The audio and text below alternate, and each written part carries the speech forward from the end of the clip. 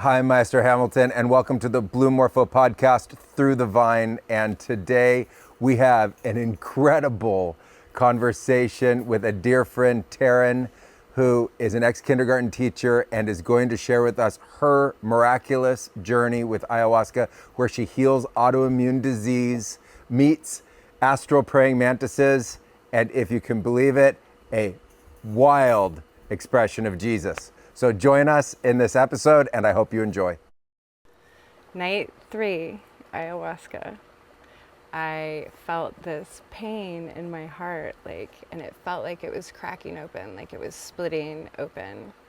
And it did. It basically just, and it turned into some sort of portal, and I died. I crossed over. I went with it over to the other side, heaven, nirvana, whatever you want to call it. And Jesus was there twerking, and there were angels, and they looked like giant manta rays almost that were like translucent and glowing, but they had all this sacred geometry in them, and they were making the most beautiful sound that I'd ever heard. And my best friend was there, who had died from suicide 10 years before. And I looked at him and said, "My God, have you been here this whole time, just jamming out with the angels?" And he was like, "Mm-hmm." But we weren't embodied. We were miniature golden light balls of like suns, like a little miniature sun. And then I could see that we're all just drops in this infinite sea of souls that just went on, dancing at this technicolored dance party that was heaven. Okay, you're in a portal that takes you into heaven, to nirvana. What are you seeing as you're going through that portal? I was seeing like the ether, like galaxies and colors, and like the blues and the purples and the pinks, and it felt like I was in the Merkaba, like that it was the ship that was transporting me to the other side. What's the feeling like being there? Bliss, limitless, undying love. That's incredible. What happens once you're there? You're in it, and there's a dance party, and you see all the souls. What comes next? It was a celebration. It was a huge celebration. And then at one point it all stopped and it got really serious. And we all aimed like the green light of our love, like towards earth. And there was so much compassion and love. And I could hear souls like going to earth, like whooshed, like flying and back and returning to earth. And it seemed to be that was the pattern of like celebration and then sending love and healing back to earth. How did the vision fade out, or how did it move on, or how did you come back to your body and ordinary reality? Take us through that. Then I realized that I could explore. And so I kind of like Iron Man, like shot rainbows out of my hands and feet and like figured out how to move in the ethers and went off on a galactic adventure. Okay, where did you go? You can't leave us hanging there. I swam through the rings of Saturn. I explored all of the planets and enjoyed just flying through space and time. That's beautiful. What are the rings of Saturn like? They were sparkly, like glitter. It was like glitter. Amazing. Okay. Take us all the way back now. That's an incredible ayahuasca vision. Thank you for sharing that. Take us back to before you ever heard of ayahuasca. What was going on in your life? Who were you at that time? What's happening? And then how did ayahuasca come into your life? I was very, very sick. I was slowly what felt like dying for several years with what they said was an autoimmune disease, but they couldn't quite it's not this one, it's not that one. And I got very quickly very tired of the Western medical doctors, and I just kind of was like, I'm just going to deal with this. And I lost 50 pounds. I couldn't eat. It felt like the world's worst hangover. Like if you think of the worst hangover you've ever had, that's what it felt like all day, every day. I was disabled, and I had to take time off of work. I would drive my car for 20 minutes, and then like my whole body would freeze up. I'd have to be carried from the car. Like it was very real, very serious. And I one night was laying there, and I just kept thinking autoimmune, like I'm doing this to myself. And if I'm strong enough and powerful enough to make myself this sick, I think I'm powerful enough to heal myself, but I need help. And so I didn't come from a religious background, but I started just praying, Jesus, Mother Mary, Buddha, the angels, anyone that I could think of to help me.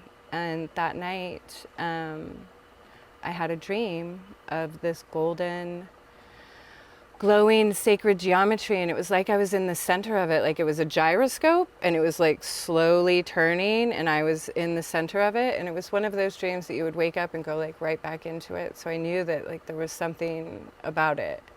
And I had that same dream the next night. And so I looked up online like golden sacred geometry dreams and visions or whatever. And that was the very first time I heard of ayahuasca. Was someone had seen something similar in a vision. And so I started looking into that. And then I talked to my chiropractor, and he randomly said, I think you should go to ayahuasca. And I said, okay. I went to the psychiatrist, who they'd put me on so much Valium and Xanax and all of this crazy stuff because I was so sick. And I said, I don't want to be on this stuff anymore. I don't like it. And I said, I think I'm going to go to the jungle and do ayahuasca. And he goes, I think you should. I absolutely think you should. And so that was like the solidifying point for me. And then within a week, I booked my first trip. How did you know where to go? How did you research it? What guided you to figuring all that out? I started looking in Peru, but it seemed really remote. My family was not on board with this idea at all. It really scared them. And they're like, you're a mother, your children are young, like you can't just wander 50 miles into the jungle and we can't get a hold of you. And so I found Rhythmia, which said that they were medically delegated and it was relatively close to a hospital and all of those things. So I went there. Amazing. And what was the pre-journey headed there like? A lot of people say that the moment they make the decision to go and have these experiences, magical things start happening or things align, synchronicities that seem happen. like spirits involved. Yes. Well, it was a lot of money. And I was very concerned about that. I felt selfish, like, you know, my family, we can't really afford this because my medical expenses were already so high. And not a week later, I'd been taking master's classes and the school sent me a check for nearly the very same amount, saying that I had paid my tuition twice and they were refunding me money that was literally, I think it was like $14 away from the amount of the entire trip. Incredible. How did you feel before going? I felt very excited. I didn't spend a lot of time researching stories. I didn't want to go in and have my expectations or anything muddled in my head about what it was going to be. And so I just had this faith that this was going to help me. I just really felt that it was calling me and that it was drawing me there for my healing. From the time that you decided to go, how long of a wait was it to actually going? 4 months. 4 months. During that 4 months, did anything else happen or? Yes, like I said, I was on a crazy amount of Xanax. Like you couldn't find a doctor that would prescribe you this amount of Xanax these days. Like it was enough to put down a horse, and you have to come off of that too. And Xanax withdrawal, any benzo withdrawal, the number one side effect is suicide. Oh, wow. And it's like heroin withdrawal. It's really, really bad. And I tried to come off it before, and it was a real struggle. And I was praying and I was talking to the ayahuasca, and I got a very clear message that said, just stop, you'll be fine. And I didn't have one side effect, not one. Really? Like I cold stopped turkey? 3 milligrams of daily Xanax without, without not even one night sweat, nothing. And I've never taken a Xanax since. That's miraculous in its own right. Yes. Wow. Take us through going, the trip there, and then heading into your first ceremonies. What was that like? It was fairly uneventful. They pick you up at the airport. I met a woman who was lovely and wonderful. We bonded immediately. People thought we came together, like that we were sisters or friends or whatever. It was just a really lovely, magical connection. And then we got there, and the next day was the first ceremony. Walk us through it. So we go in at 5, and there, when you drink the medicine, you lay in silence for an hour. And so while I was laying there, maybe 20 minutes in, I was like, I had my eyes closed, and I thought, is there magenta energy flying out of my womb space? Like, what's happening here? And sure enough, it started my period. And I was not prepared for that. I didn't have any hygiene products, and I didn't know if I could even get up and go and ask for assistance, but I did. And they told me that it would be fine, and they said, just lay back down, it'll all be okay. But the energy was so intense. I don't know if you've ever seen the bats, like in Texas, when those like millions of bats come out of a cave, and like that's what it felt like. And so I took to calling them my magenta womb bats, because that energy was constant, and it was very, very intense. And then I also had this pain right under this right rib that was excruciating. And so before any of the music ever began, anything, I remembered that they said we could go out to the sacred fire, and that we could ask it for help, introduce yourself, your parents' name, your lineage, and that it could take things from you. And I was ill prepared for what happened next. It was like I was a metal roly-poly, like it crunched me all the way over. And then I was like, ugh, and this black, dense energy came flying out of me. It felt exactly like a purge, like if you were vomiting, like the whole retching and the physical aspects of it, but it wasn't physical what was coming out of me. And it was all of my trauma. And it would like kind of form into that, and then the fire would absorb it, and then it would start over again. And it went on for maybe 5 hours. In front of the fire? Yes. Wow. And I would like collapse, and I had snot and tears puddling at my feet, all in my hair, and I didn't think I was going to survive it. It was absolutely like abject terror. It was terrifying, and no one ever came around. I was like stuck out there by myself, like wondering what on earth is happening. And finally, it stopped, and I stumbled into the Maloka, and I collapsed at the shaman's feet and said, I've really been through some shit by the fire. And he said, I saw you, and you were very courageous. I was like, I didn't feel very courageous. And he said, you'll be fine, just go and lay down. And so I did. And then they came through with this like incense or something. It was almost like in church, and it filled the whole entire room. And all of a sudden, like I was like, ow, ow. And these glowing blue triangles were flying, popping out of my skin, and they were sharp and pointy, almost like throwing stars. And it was really intense, and they were coming out of everywhere. And I was like, I can't do this. And I like, pushed. And then I was watching it happen to myself. And I looked like a broken marionette, and like these blue stars flying out from all over my body. And that seemed to go on for quite some time. And then it ended. And that was the end of that night, and I went to sleep, and when I woke up in the morning, like the existential dread, anxiety that I'd experienced my entire life was gone. It was just gone. Amazing. How many people were in the ceremony with you? 45. They said I got lucky because normally they push 85 or 90, but it just happened to be a smaller week. Amazing. Did other people in the room have similar experiences? Was it chaotic? Were they loud? Was it quiet? I don't have any idea what was happening in the room. Amazing. Then what's the next day like? You have that kind of such a profound experience and it's so new. What happens? Well, I kind of thought like, whoo, the anxiety is gone. Like I can go home. And they're like, no, that was night 1. And I was very scared to go into night 2 because it had been so terrifying and intense. Mm-hmm.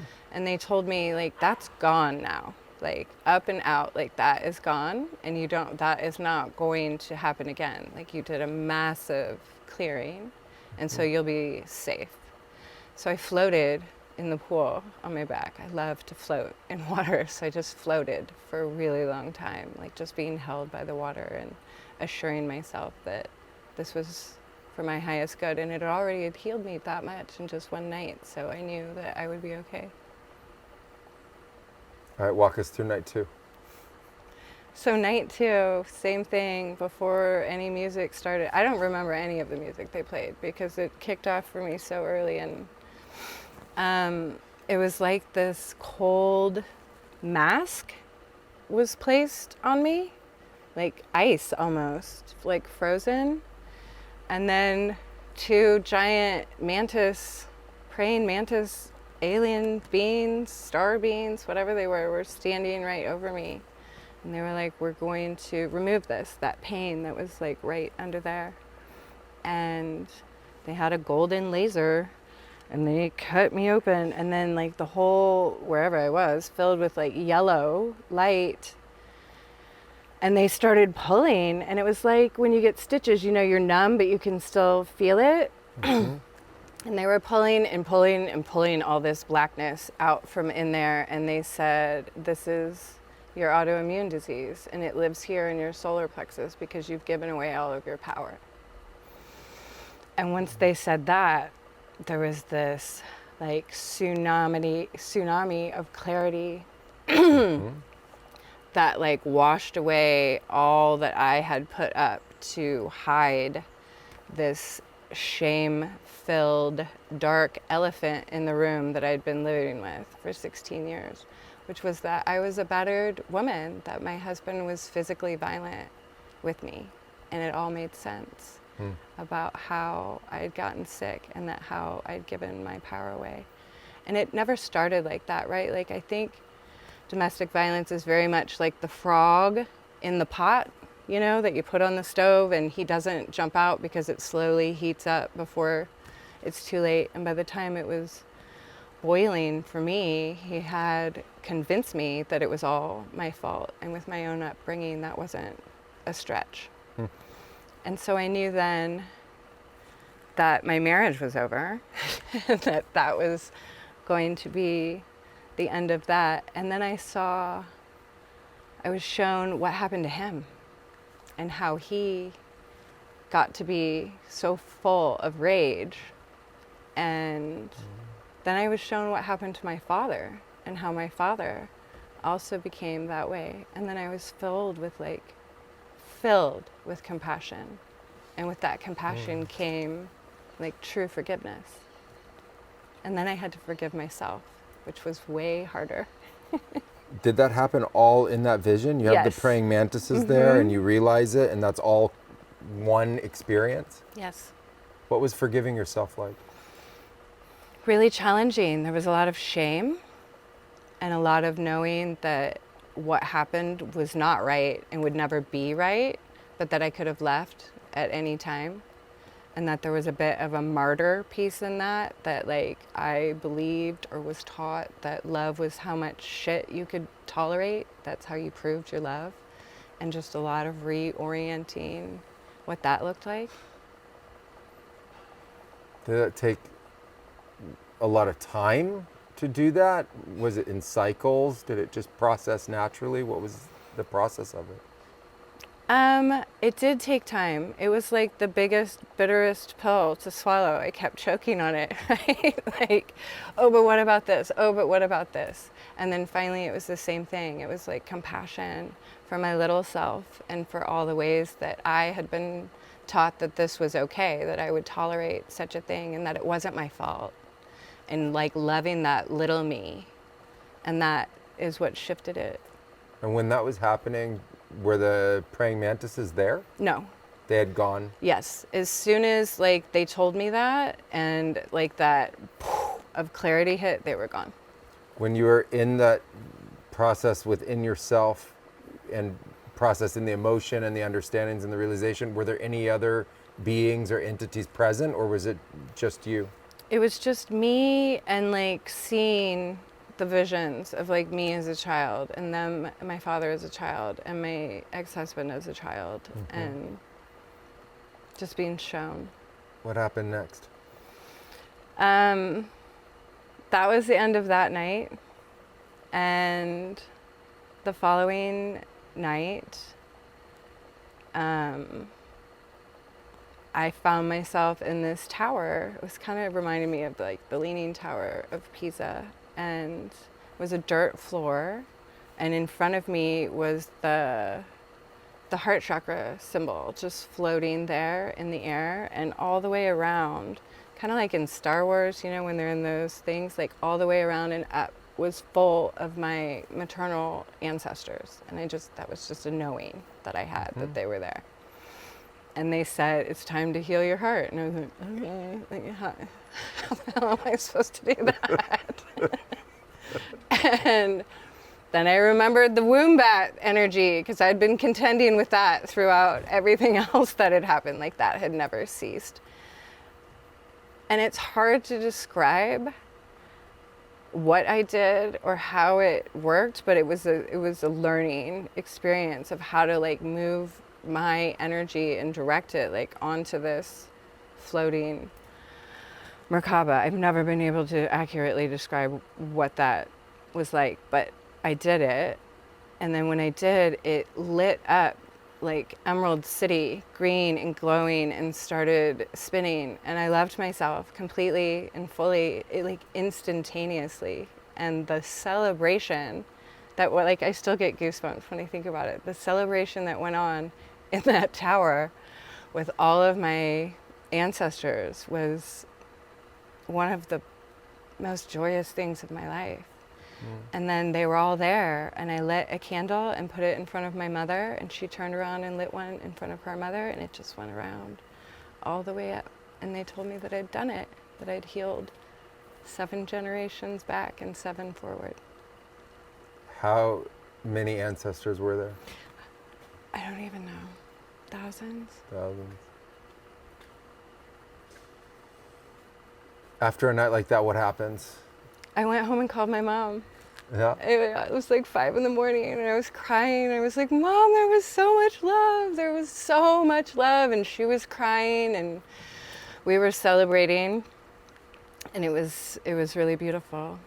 And then I spent the whole next day like touching my body and like apologizing and being like, you're such a beautiful thing, and I've abused you in so many terrible ways, and I'm so sorry.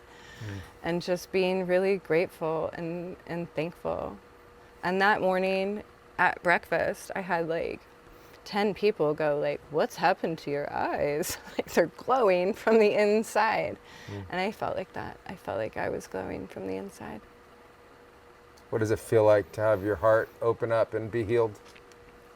The most amazing feeling in the world. It was, again, with the Iron Man, like that, when it's like buzzing like that light, like that's how it felt. And it felt like that for years afterwards. I could feel it constantly. It's a pretty amazing series of 3 ceremonies. How do you approach going into the 4th ceremony after all of that? Just so excited. Yeah. Just so excited. Walk us through that. Were there any breaks? Was it just 4 in a row, 4 nights in a row? Did you have any days off? It was 4 in a row. 4 in a row. Okay, we're on to our 4th night. What was that like? That's when my heart cracked open and I met twerking Jesus. I understand, but it didn't start there. So you get in there, Everybody's been going through an intense week. There's 45 Yes, people there. yes. You know, you get served this ayahuasca. How much do you drink? Is it thick? What's its flavor like? Take us into what it's just like sitting there right before this moment of this great unknown that's going to happen and unfold and has been so incredible. Right. What's it like to receive that?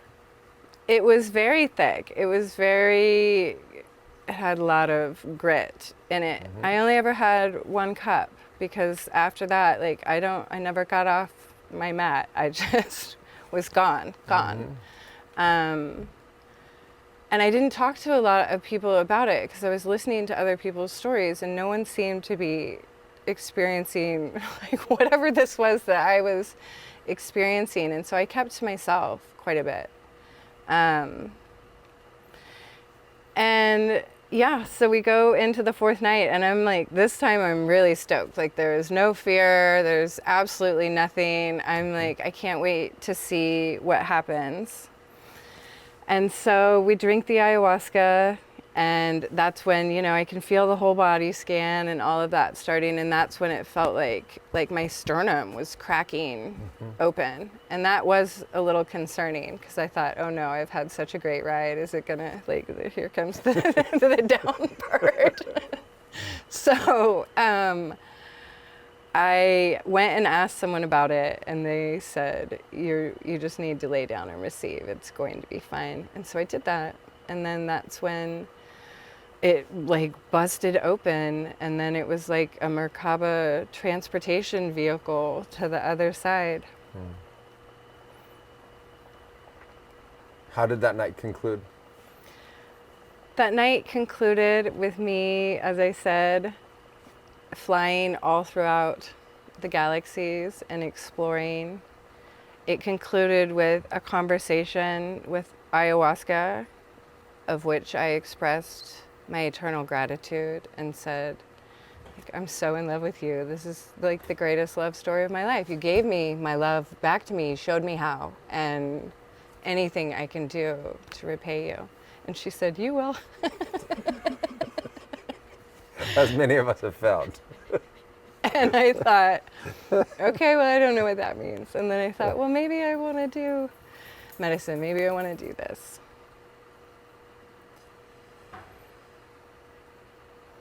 You've shared a little bit about it, but many people talk about meeting spirits or meeting God or meeting spirit or the ayahuasca spirit. Walk us through the different kinds of spirits that you feel like you interacted with, what they were like and what they did. So the main spirits, the ayahuasca spirit was present the entire time. Like I felt like she was just there. I could just feel her. For me, it felt like her presence. And that was just a constant. And it was very warm. It was very green. And then the praying mantis spirits were incredible. And they were speaking like telepathically, like that. I thought that was amazing that they were just, you know, in my head. And I thought you would think that I would be scared of that because I used to be terrified of aliens. But when they were there, I'm like, whatever you need to take, like let it, have at it, guys. I have full faith in whatever this is you're doing. To your praying mantis aliens. Yes. We'll move on to the next, but just to say, there are a lot of people who've seen these praying mantis. Yes. This isn't like a one-off thing. They There's seem now to be hundreds. doctors. Yeah, exactly. Like they perform these sort of sacred surgeries on people. Yeah. And since then, I've been in like what seems to be like a council meeting of them. They have like different colored robes that signify certain things. And I don't know, maybe I was a mantis in the meeting. I don't know what I was doing there, but. Just having a sneak peek in. Yeah. What else did you see in that during that week after the mantises? Well, the angels were the most spectacular thing. It's really hard to describe what that is. And the sound that is like true divinity coming out of that sound. And then all the souls, like that we were, you know, just part of this one, this golden, glowing sea of souls that just seemed to go on into infinity. Was the ayahuasca always the same spirit, or was it sometimes a different presence? No, it felt the same. Always the same. Did you see anything else? Did you see any light shapes or other kinds of It beings? did, yes, all the time. That was always like the background of it, right? It was like a shifting, like almost like a computer wallpaper that you had set on sacred geometry, almost. Yeah, that was the running background. Was it colorful? Yes, very colorful. What kinds of colors? Colors that we can't even see with these eyes, right? Every single color there is, like true technicolor, just the most glorious thing. And that's when I fell in love with color, and everything in my life got really, really bright. Yeah. Yeah. Until you've had the experience, it's hard to understand how many colors. Yes. And hues and shades and all at the same time. And sparkly too, not Yes, muted like in any way. iridescent and like they're alive. Yeah. Like they have spirit of them of their own. Yeah. That's brilliant. Leaving that week, what was it like?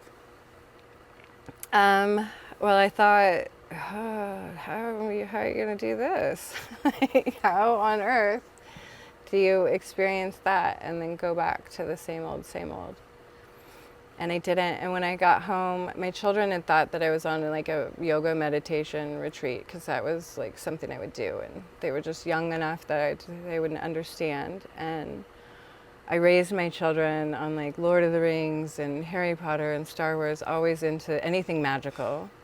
And when I walked in the room, my youngest, who was 11, looks at me and goes, "So you're a full wizard now?" And I went, "Yeah, I think so." And he went, "Okay." And like, that was it. Like, he just felt my energy and knew like something had happened. And then I proceeded to like blow up my entire life. I left my husband. I quit the only career I'd ever known. I lost all my friends. They all thought I was batshit crazy. And I moved into a cabin in the woods. And I was the happiest I'd ever been. I had completely and utterly liberated myself from a cage of my own making. And the autoimmune disease? Gone. I was never been sick again. From that ceremony when you're healed? Yes. That's miraculous. Take us through that process of dismantling your life and moving into the woods, what it was like to go through that, and what guidance or support you had during that time. So at that time, the house that we had was on 5 acres in the mountains on a creek. And suddenly I could see it, this land, this beautiful land that I owned, in such a different light. And it was summer, so I didn't have to teach. And I spent all summer outside communing with the land and the spirits of that land, sharing it with my kids and being outside, making art and playing. And when I would meditate, it was just full rapture, like ecstatic, like connection. I'd just like cry from the bliss and the joy and the gratitude of the gift that I'd been given. And that went on all summer long. And so very little else mattered. I wasn't concerned. Like everyone around me was very concerned. You don't have a job. You're going to leave your husband. What's going to happen to your house? And I was like, it's all going to work out exactly how it should. Like, I had such unshakable faith. And I know that for a lot of people, you know, they say that whatever doesn't serve you, like where you are, it has to go. But for me, that happened to be nearly everything. And I was perfectly fine with it in a way that even surprised me, because I used to be a little nervous Nelly. And now I was like, it'll work out. And it did. That's incredible. Did you get any other kind of integration support? I didn't. I was completely alone. I didn't have anyone that I knew that had been through anything like this. I didn't have any spiritual friends. And like I said, I'd lost most of my friends, so I was very much alone in it. Aside from, you know, the connection that I had and the guidance that I was receiving and asking for help in that fashion.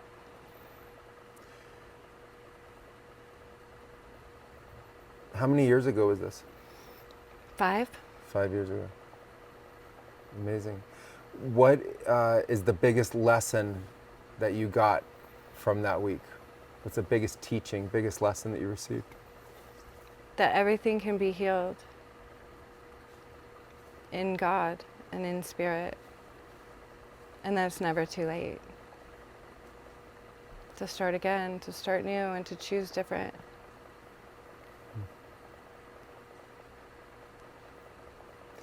Did that come through in a single way, or is that kind of the composite of the whole week?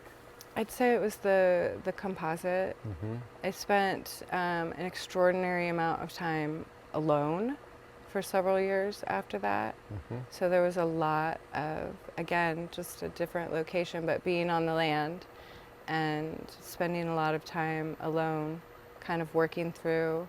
So there was still, I knew there was still, like I'd reconnected with my spirit and healed my heart, but I knew in my body there was still like ramifications of the physical violence, like of the abuse, the trauma that was in my body. Yeah.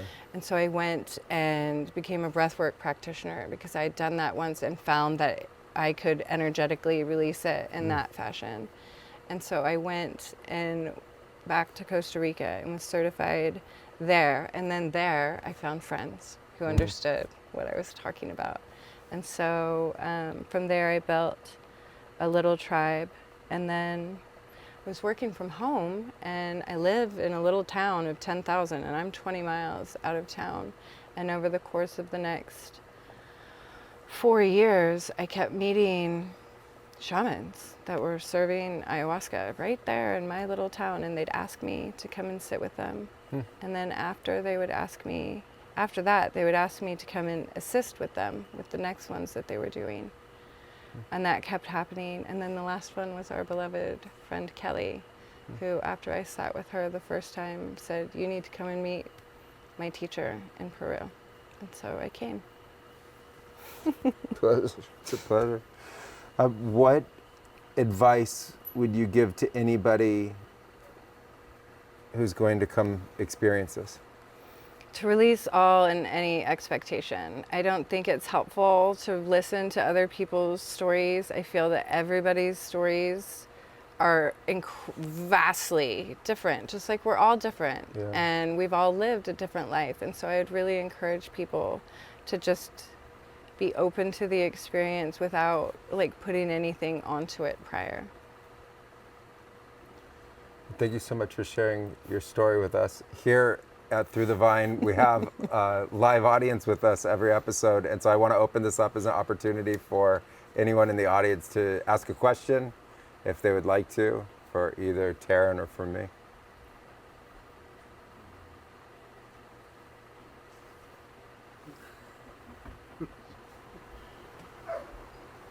It seems like a lot of different people have different experience of ayahuasca as a spirit inside of their visions. You who have been with a lot of different people and have heard a lot of different stories, as well as having a lot of experience with that, how do you feel that that translate or happens? Why does the spirit of Aya appear differently? Why does the spirit of Aya appear differently to so many different people?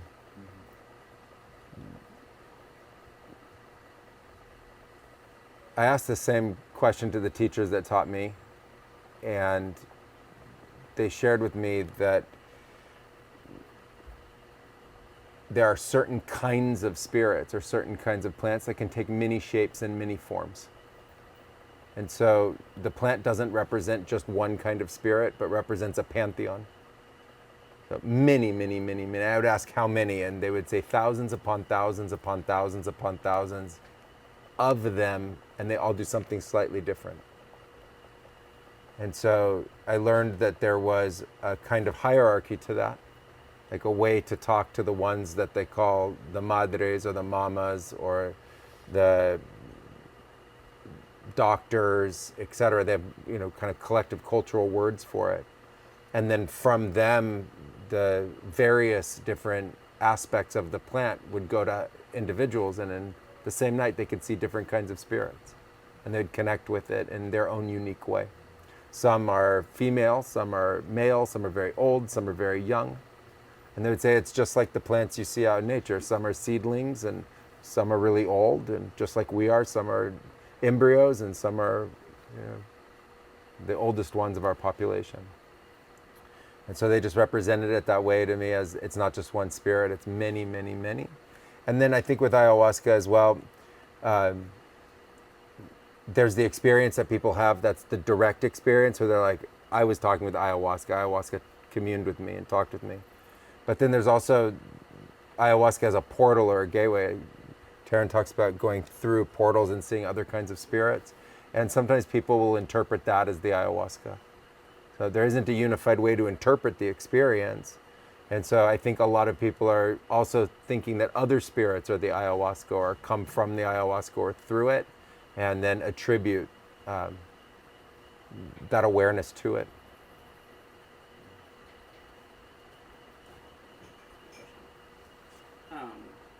In regards to the praying mantis, which is not unique to their experience, it seems very, it's been seen before.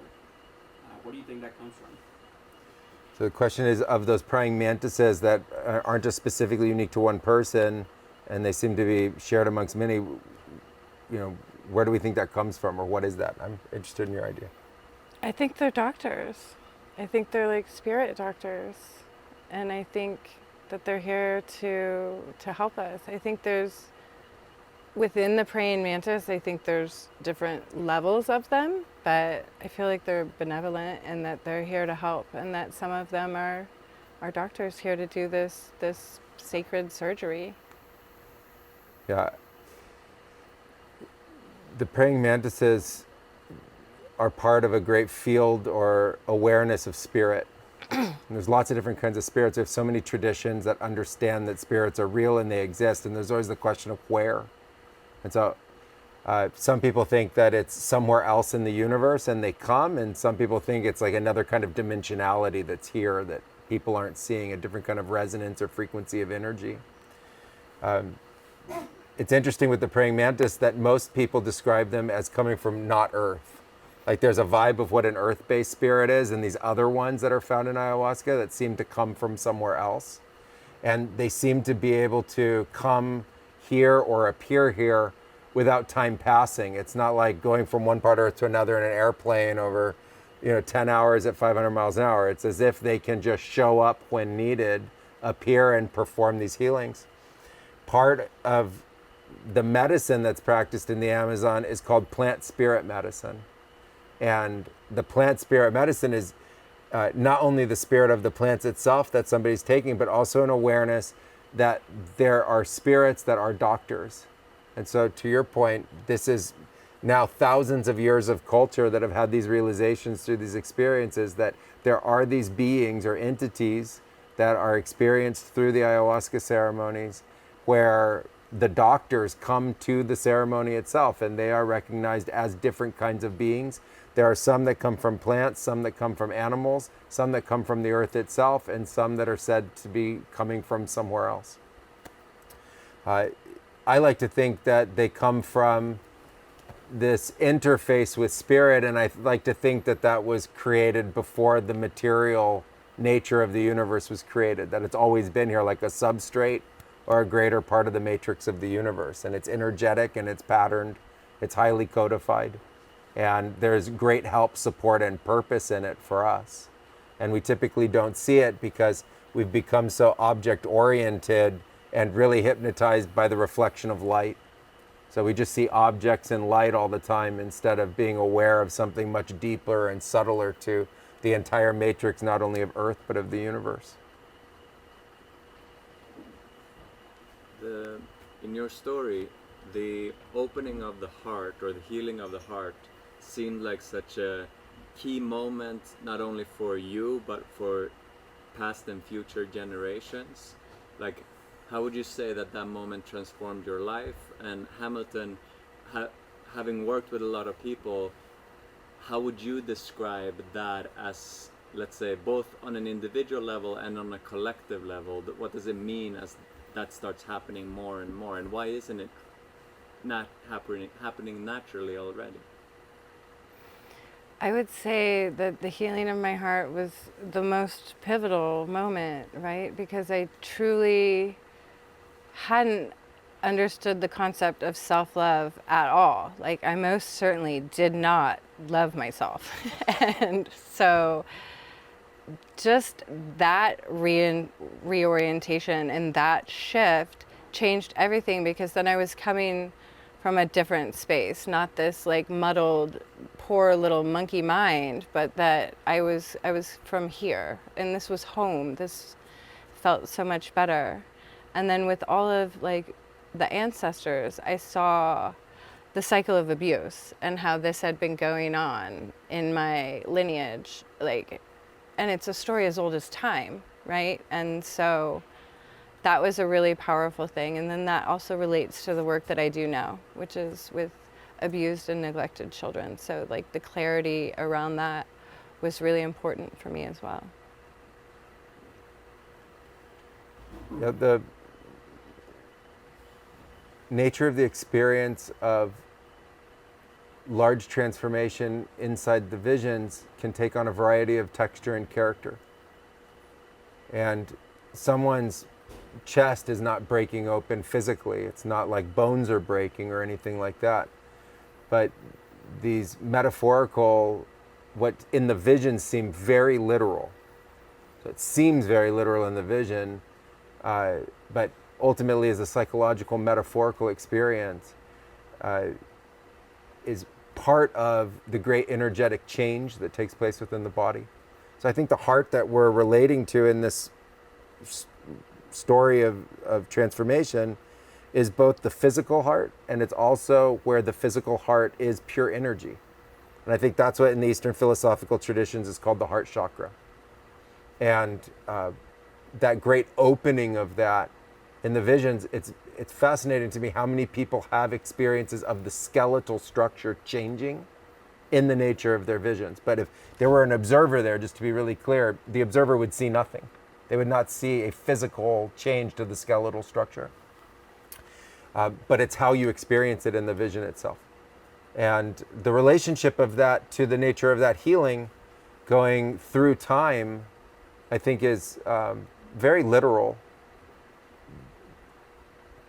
We believe in the ability to heal spirit that still exists, that was alive in previous generations. There's no reason to think that, you think of a suffering being and the suffering being dies and they die in suffering, that suffering just ends. Oh, just because they're dead. Or we have this idea that death is like this end point, when so many other philosophies and traditions have described death as a transition or as a birth or a movement into a reincarnation cycle or a movement to an afterlife, etc.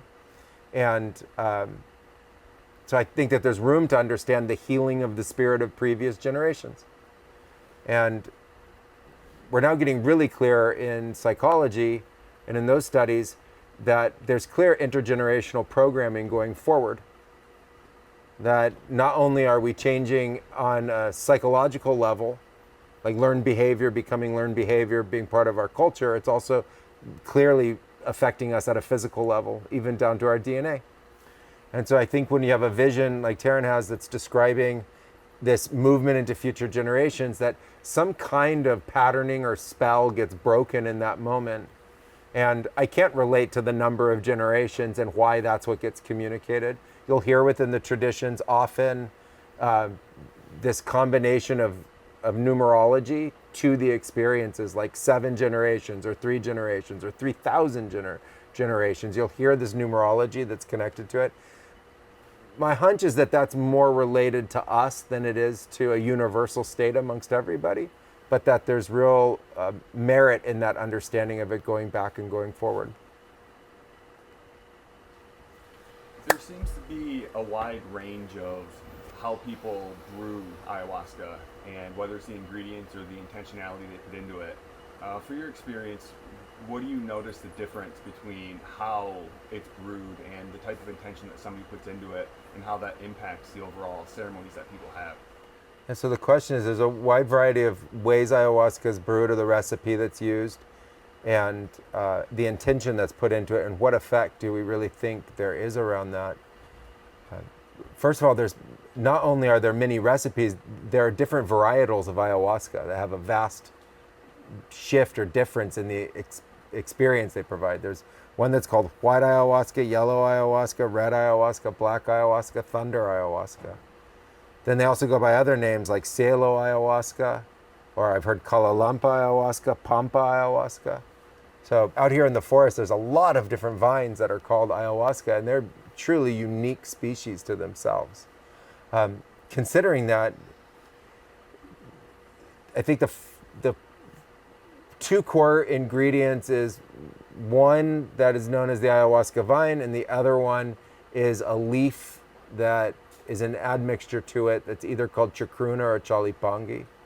And those two coming together form the basis of ayahuasca, and then after that, there's a wide variety of admixtures that can be added to it. If the admixtures are psychoactive in their own right, they're going to fundamentally change the psychoactive nature to the ayahuasca. Duration, intensity, type of vision, how purgative it is. There are recipes where they include mapacho tobacco in it or not. You can imagine if you're drinking even a trace amount of tobacco juice, how much greater propensity there would be to purge from that. So there are ayahuascas that are more purgative to less purgative. So I think once you get the core basics done, and you'll see ayahuascas from very vine heavy to much vine lighter, like how much vine is in it. You see huge differences in the duration of those, from ayahuascas that last 3 to 4 hours to ones that last 12, 13, 14 hours. After that, it's all about intentionality, and I think intentionality plays a really big part in the experiences people have, because you move into a state of consciousness where you get into such subtle energies within you. Intention has a really big impact. And so the value of intentionality in the creation of the ayahuasca is, I think, very important. And you want to only drink ayahuasca with people that create it with the similar intentionality, vibration, or resonance as you have. I've always supported that when you think about going to a place, not only make sure they're safe and professional and have track record, but also make sure that their core values resonate with yours and that you feel aligned with what they're presenting, because that's going to have a huge impact on your experience. Taryn, I have a question for you. After your first initial miraculous experience with this beautiful medicine, what are your ceremonies like now? And how often do you go into ceremony? How have they developed over time? Right. So after that, it was maybe 6 months before I met the first person near me that was holding ceremony. And it was beautiful. It was so beautiful. There was only like 5 of us. And I sat next to her, and I understood that like the patterns and all of the sacred geometry that I was seeing was actually like that was representing spirit. And so I was kind of learning to navigate that landscape. And then, like I said, over the course of several years, it seemed to happen every 6 months to 9 months that I would meet someone else that would ask me. And they were all different, but they were all incredibly beautiful. And I started to think, like, something's happening here. Like I know that I'm not going to stop doing this, but I think I want it to be something bigger than that. And it turned out to be that. Kind of been hanging out with this guy ever since.